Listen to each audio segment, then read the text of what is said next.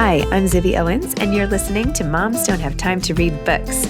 This 30-minute podcast features a new author interviewed by me every single day, 365 days a year, for about 30 minutes. I am also the publisher for Zibby Books, which publishes 12 books a year in fiction and memoir. Our books are already out now. You can check it out on zibbybooks.com. And we have a magazine called Zibby Mag, where we have lots of wonderful essays and lifestyle features. That's at zibbymag.com. We have classes at zibbyclasses.com. And I recently opened a bookstore in LA called Zibby's Bookshop at 1113 Montana Avenue at 11th Street in Santa Monica. I hope that you are able to enjoy some of our other offerings. But this here podcast is the basis of all of it and started in 2018. And no matter what I do, this is basically my favorite thing. Enjoy.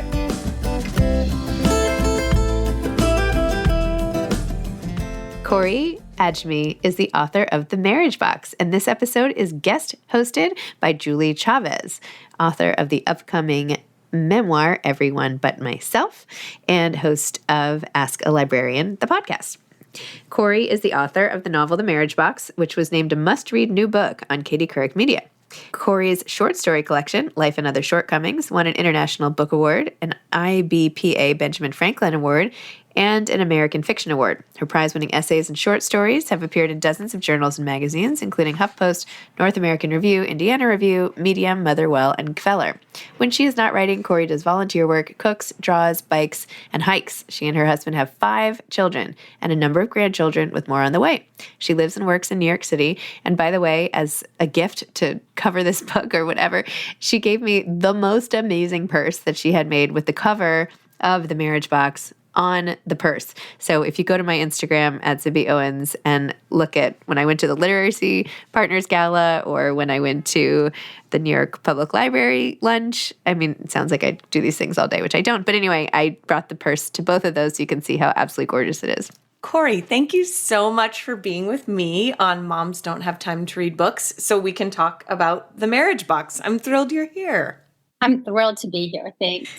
I'm so glad. And I found this book so interesting, so I can't wait to talk a little bit about it. I have lots of questions for you because as I was reading, I was marking passages and just there were so many things I think in this book. You know, I'm an elementary librarian, and so I talk to the kids a lot about how books are windows or mirrors often. And for me, this book really was a window into a world that I'm not as familiar with. I live on the West Coast. I am not Jewish. And there were so many things. I'm not Syrian. I really enjoyed having a peek into pieces of one individual life. And so it was just a really well done book. Congratulations. Thank you so much. That's great to hear. I'm thrilled. Let's start with this. Would you mind, please, telling the listeners what is The Marriage Box about? Sure. The Marriage Box is about Casey Cohen, a young girl who grows up in New Orleans in a pretty all-American kind of lifestyle in the 70s. She goes to a college preparatory high school. She's a cheerleader, and she gets herself into some trouble. So her parents they're concerned, and they decide they're going to go back to where they both were raised, which was the Syrian Orthodox Jewish community in Brooklyn. Mm-hmm. To them, it was familiar, but to Casey, it was completely foreign.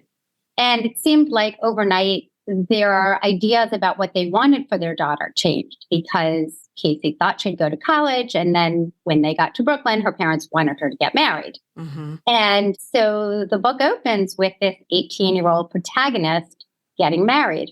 Even though she swears she won't do it, she does.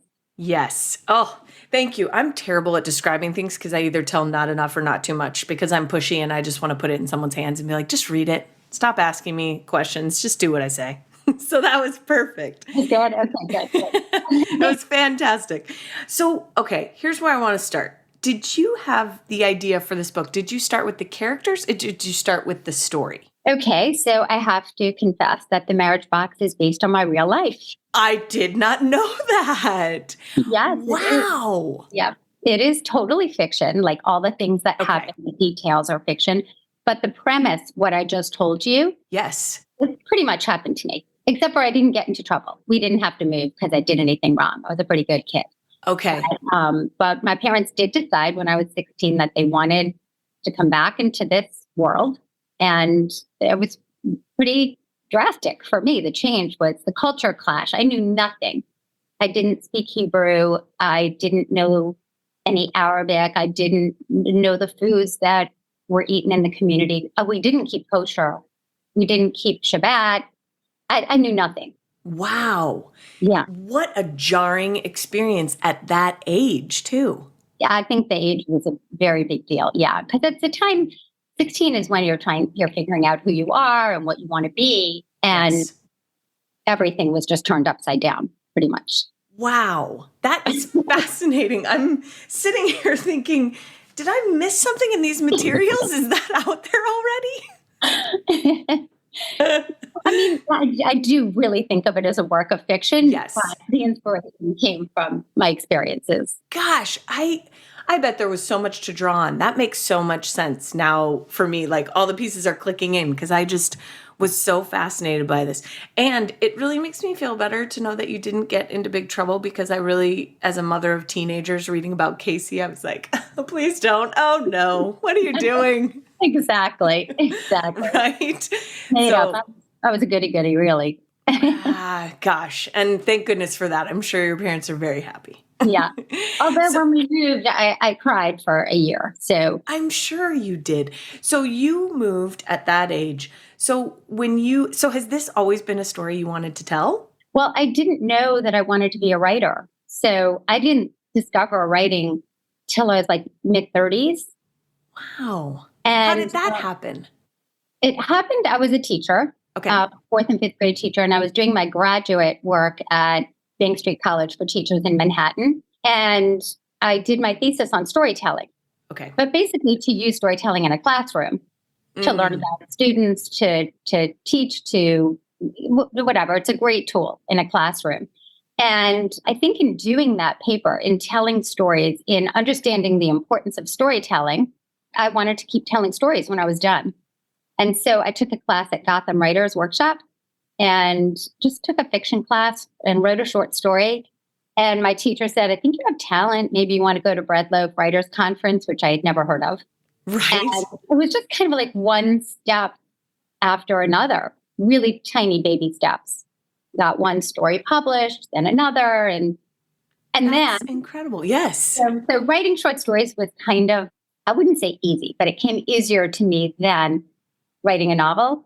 Okay. And so one morning I just woke up and said, I don't think I'm going to write a novel. And it was a totally different experience.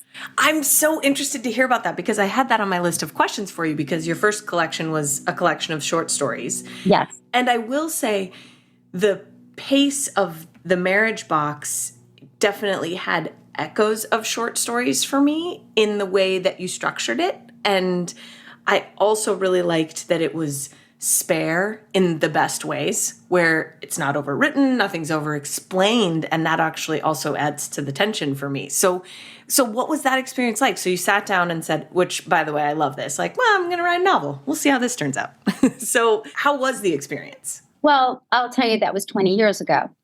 Okay, so it was easy, no problem. It's been seamless since then. Okay, great. We're done here. 20 years. Wow. Yep. I took a long time figuring out how I wanted to tell this story and working on my craft, because like I said, I came to writing kind of late. I had to catch up with a lot of reading. I managed to get through graduate school with very few English classes. I was not very well read. So I had a lot of catching up to do. Okay. What out of the things, so when you say you weren't well read, what's one book that comes to mind that you thought I had never read X and I for sure should have? Well, the only class I had taken in college where I even had to read literature was American playwrights. Okay. So really, really nothing. And then just on my own, trying to catch up. And really, it was the book, Wally Lamb, She's Come Undone. It was very accessible and it felt very raw and natural and easy. It wasn't like, one of the classics that, just felt like something untouchable. Yes. And so I think it was that book that was a real inspiration for me, just to sit down and tell the story. Just tell a story. Just tell a story. I love that. I read She's Come Undone when I was a teenager and then read it again. And I was just thinking it's one I'd like to go back to. That is such an incredible story and incredible book. I agree. Yeah, and that makes me feel better too, because my classics knowledge is like horrible. I really need to work on that too. I'll make a little list. Maybe you can make it for me in your spare time when you're not releasing a book, right? Okay. It'll be perfect. Okay, wow, 20 years. So you were working on your craft. Were you working on this on the side, or was it like it was just percolating and preparing? Well, what was happening is I was also writing many of the short stories that are in Life and Other Shortcomings. Okay. My first book. Yes. And those were easier for me to manage just because I was raising 5 children too. So I was home with kids. And so you're saying that it's busy to raise 5 children? Yes. Oh, yes. Okay. Of course. I'm kidding. That's insane. I have 2 and I get sweaty just thinking about that. Continue. Yeah. So it was hard to find the time. Yes. And then when I found the time, I wouldn't have enough time to read a 300-page document. So a 10-page short story or a 12-page short story was manageable. And so I was writing short stories at the same time that I was working on the novel. But what happened with the novel was I'd have to put it away, sometimes for really long periods of time, like 6 months. Wow. And then when I went to pick it up, it would just take me 2 or 3 hours even to get back into what was I trying to say? Where's the thread here? What's the vibe? Just get back into the emotion of it. And then time would run out. Do the whole thing all over again. That makes complete sense. Someone recently was telling me that fiction is a mood. Writing fiction is a mood. And so accessing that mood, and especially like you're saying, when you're in the throes of those busy years of life where coming down off of that takes so much effort as it is. So to actually sit down, you're right. Yeah. Oh, I just found the thread and ding, we're done. Exactly. Oh my gosh. So I'd say about 10 years ago or 8 years ago when I was able to take it a little more seriously. Okay. And that's not seriously, that's not the right word, but I was able to devote some time to it and really focus on it.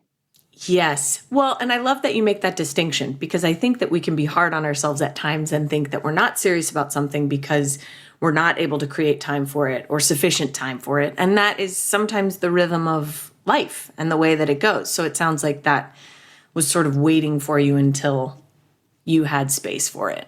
Exactly. That makes sense. Well, your language is so impressive. There were parts of the Marriage Box lines that I marked and wrote out, just even as he closes his eyes, tiny doors shutting. I mean, some of your lines were so powerful. And one of the characters at one point says, "You young people, you never know when to call it quits."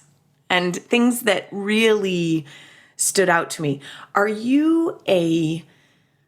you write, does it take you a long time to craft sentences? Do those come out really naturally? Like how does your process look? Because it feels so crafted. Well, thank you. Of course. So how does it come out? I think dialogue comes out easier for me than other parts of the story. Okay. But in general, if it's not dialogue, I think maybe like the tiny door shutting was just something that I saw in my head. Oh, and I amazing. agree with you. I like sparse writing too. So I try to write how I like to read or what I like to read. So yes.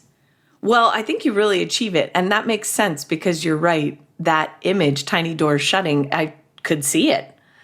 And I really like, too, the layers of your writing. I feel like the prose is tighter, but the meaning is as deep, which is really hard to achieve. So I think you've just done a brilliant job with it. I really enjoyed this book. I'm excited for it to be out in the world. Me too. Now, okay, so you've written one of each, short stories in Life and Other Shortcomings, and now The Marriage Box. Do you have one that you prefer? Oh, I have to say that The Marriage Box is my baby. Is it? Really feels like a big thing in my life that I struggled with and loved and kept close to me for a really long time. I reached for a coffee cup that I hadn't seen in a while the other day, and it says, "Go confidently in the direction of your dreams." And I used that coffee mug for years every morning as I would write The Marriage Box. And it was my reminder. And that mug really means something to me. And when I pulled it out the other day, it sat so beautifully that like, here I am, it's 20 years later and it's happening. And I really can't wait for it to happen. Oh, I'm so thrilled for you. What a beautiful feeling. Thank you. Thank you for sharing that.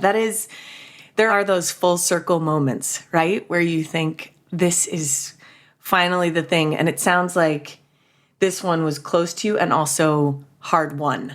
And there's something about the things that we really have to strive for that makes them sweet. Yep. Persevere, for sure. I could have quit so many times. Gosh, taking your lessons from that, like if we're talking for other writers, what are your thoughts on perseverance?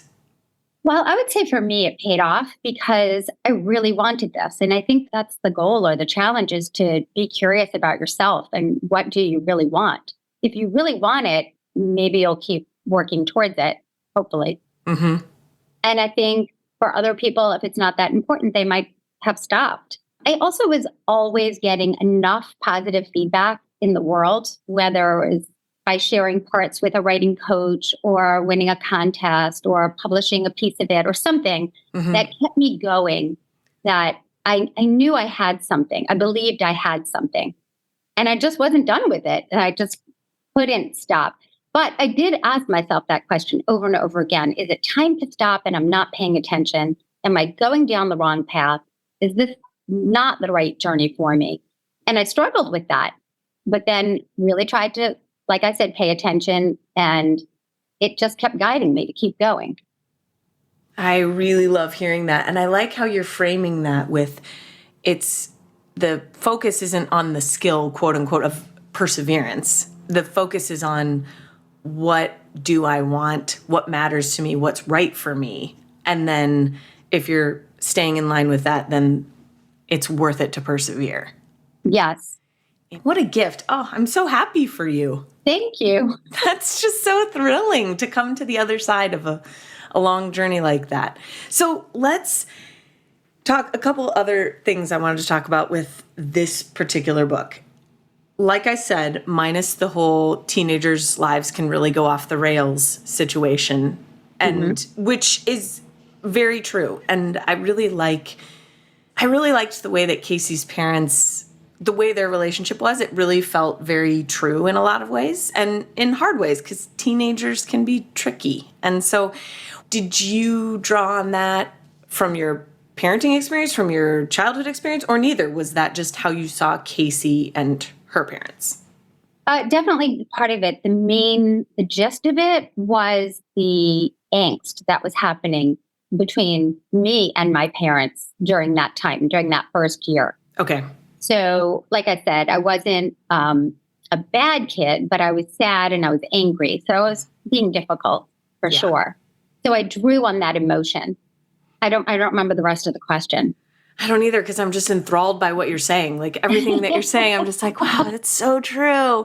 Well, but what you were saying makes so much sense to me, that toughness. So you answered it. I was asking like where you got that vibe or that feeling for Casey and her parents. And that makes sense. You were drawing on kind of what is natural for teenagers, and then you're heightening it by this huge life shift. And especially for Casey, since things were already fraught before they went. And it was funny because as I was reading it, I thought, wow, this does feel like in some ways it is easy to write a teenager going down the wrong path, because basically you just know what's right and then you choose the opposite for them. Right? Like, hey, you shouldn't hang out with that person. So hang out with that person and see what happens. Exactly. Use your judgment. Okay. Exactly. If I were trying to blow this up, what would I do? Yeah, perfect. Oh, well, I think the point of my question was that the way you wrote that was very truthful, and it felt very true to, like we're talking about, that time of life is so particular and has its own taste to it, where you just think you know everything, and your parents are really dumb in those years. And so the idea that she's having to push against all of that and they're trying to do what's best for her. Right. So go ahead. No, I was going to say they think they're doing what's best for her, but part of what I like to play with in that whole dynamic is their expectations of her. And, just because that's what they want for her doesn't mean necessarily that that's what she should do, although she does. That's so true. Good point. Gosh, this is really I'm going to have to take notes on this for my therapist, right? Because this is just that constant game of the parent-child relationship is just so fascinating anyway. And there's so much to mine there. And you're exactly right, because maybe they're rescuing her from one thing, but are they dooming her to something else or putting her in something else? Yeah, that makes sense. Tell us about the title, The Marriage Box, for people that don't know what the marriage box is. Okay. So the marriage box was actually a real place. It was in a beach club area that had a pool. And behind the pool area, there was a roped off section for the teenage girls to go there.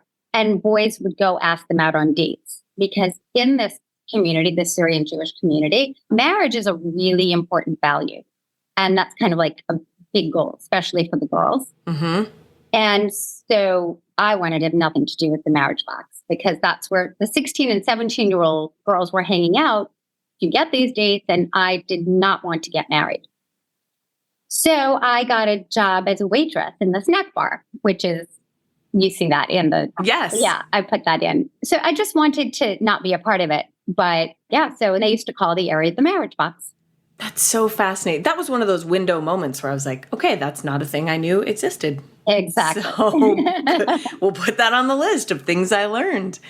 What did you feel like, what were the main things that you brought, like you said, when you came into that world and you weren't necessarily, like you said, keeping kosher, observing these other customs and traditions. And so what was that like for you in terms of trying to belong there? Interesting. Really hard, because a part of me was trying very hard to hold on to who I was. A very scary time, we talked about before, when you're trying to figure out who you are and your identity. And Yes. now to just be doing things very differently, it felt very scary to me to let go of who I had been in New Orleans. Yes. So I was on one hand holding on to that, but on the other hand, finding myself in situations that were really uncomfortable and even embarrassing sometimes, because I didn't know the laws of keeping kosher, or, what was allowed and not allowed in a lot of different areas. So eventually I started to follow more as it felt more comfortable to me. But in the beginning, I was resistant. That makes sense. I could see how that would be. Music is a huge theme in this book. Yes. I loved it. Was that something that you held on to during that time, that transition, just to kind of keep you grounded in who you were becoming in what felt like your old life? Absolutely. I mean, I used music then, but also writing it in the book was so much fun. I bet you had so many good songs in there. I felt like it's just, and to follow all those is just, I was trying to explain to my kids the other day how, you had to wait for things to come on the radio. I remember calling the radio station to request the song I wanted, and just everything's so at their fingertips now. And so reading about those songs and remembering how exciting it would be for those to come on. I loved that part of it. Are you still a big music person now? No, not really.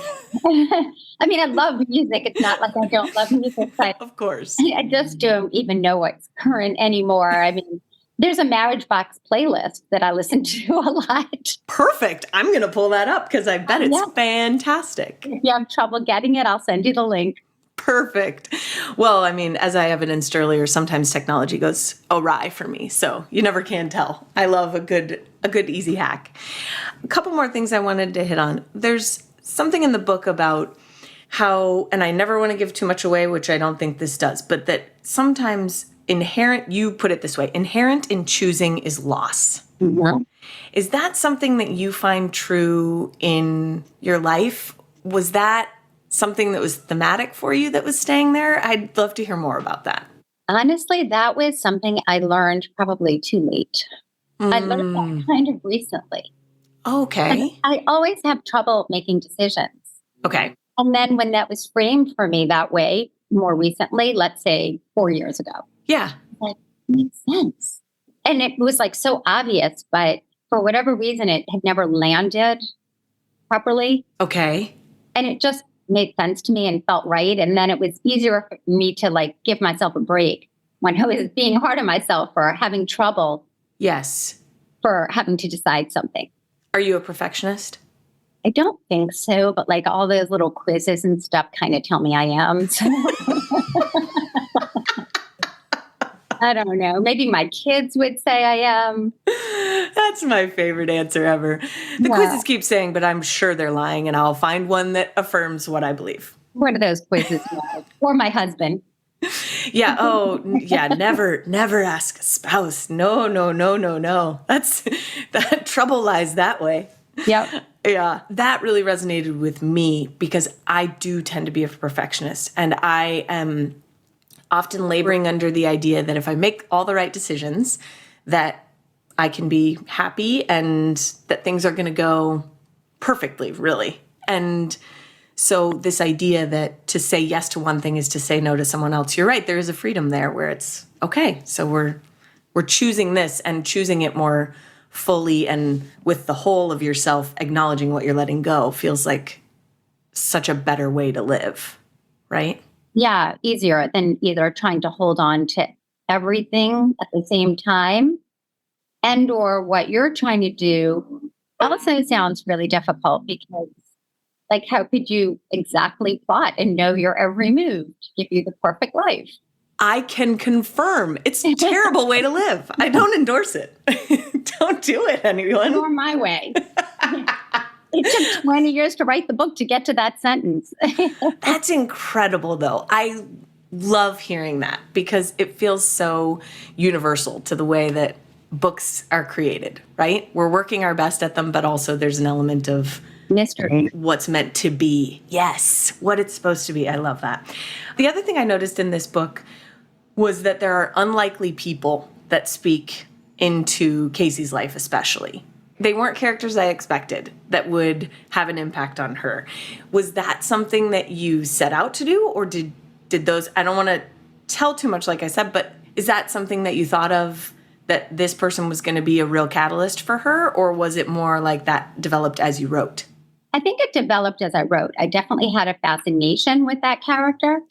Yes. And questions around, all the questions around who the person is. And so it started with just a fascination. And I surprised myself with what was going to happen.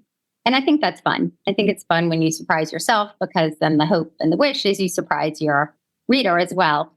Yes, you did surprise me with that one and it was delightful. Oh, I loved it. What is one thing that you think is a huge misconception about the Orthodox community that you wrote about in the book? That the Orthodox community is one thing. That the entire Orthodox community looks, acts, and believes the same things. Okay. Instead of looking at it like any group of people, which is diverse and complex and nuanced. And I think when you say Orthodox Jewish, people have a very specific visual that comes to mind. Yes. And while that is absolutely a part of the culture, it's more than that. And so that's what I was looking to explore. Yeah. And show and represent. What is one of the beautiful parts of that community that you see since you've been inside it and around it? Of the Orthodox community? Yeah, of the Orthodox community. Oh my gosh. I can talk about the Syrian Jewish. Yes, I would love it. They are really generous people, really generous, kind, hardworking, people who really care and who support not only one another, but important endeavors in the world. Like they're really warm, good people. And family is a huge value in the community. And that resonates with me. And so, for someone like me or Casey or both of us, belonging is nice and community life is nice. Yes, absolutely. As long as you can, for you, stay out of the marriage box. Exactly. Yes, it is nice. And of course, as any community, there are pitfalls. Absolutely. I talk about gossip and other things like that in the book and the things that are not necessarily the best qualities of the community because it is tight-knit and close. But overall, really lovely, lovely group of people. And I'm proud to be a part of. Well, and you do have a lovely honesty in this book that you're speaking of now too, which is just, it's people that are doing their best to love each other and to build toward what they believe is most important. So it's really cool to see that in the book too, because even in the characters that are more flawed, you see that. So I think there's a lot of grace that you put into this book. So I think people are going to love it. I'm so excited. Thank you. I really appreciate all you just said. That was so nice. Well, this was a delightful surprise for me because I had not heard about the book. So I'm so glad Zibby gave me the opportunity to talk to you today. And I just want to leave everyone with the fact that they need to, in addition to a playlist, I think in your spare time, you need to do a skincare routine because you have the most stunning skin of anyone I've ever seen. So that's just, we're going to leave it with that because that's, the main takeaway. Read the book, buy the book, obviously. And also, maybe you can just instruct us all because I did not believe you were a grandmother. Oh, well, thank you. That's super nice. It's my pleasure. I'll be sure to let them know that we need to get some video on this so that, it can be key for all to see. Well, Corie, congratulations. Thank you for the time and for your thoughtful answers and for your wonderful book. Thank you so much. This was lovely. So nice to meet you, and talking to you has been great. You too. I'm so glad. Thanks for listening to this episode of Moms Don't Have Time to Read Books. Don't forget to follow me on Instagram at Zibby Owens and at Moms Don't Have Time to Read Books. Also sign up for my newsletter at zibbyowens.com and sign up for my virtual book club and meet lots of authors on Zoom every other week. Thanks so much to Steve and Ryan at Texture Sound for the sound editing. And thank you to Morning Moon Productions for providing this fantastic intro and outro music.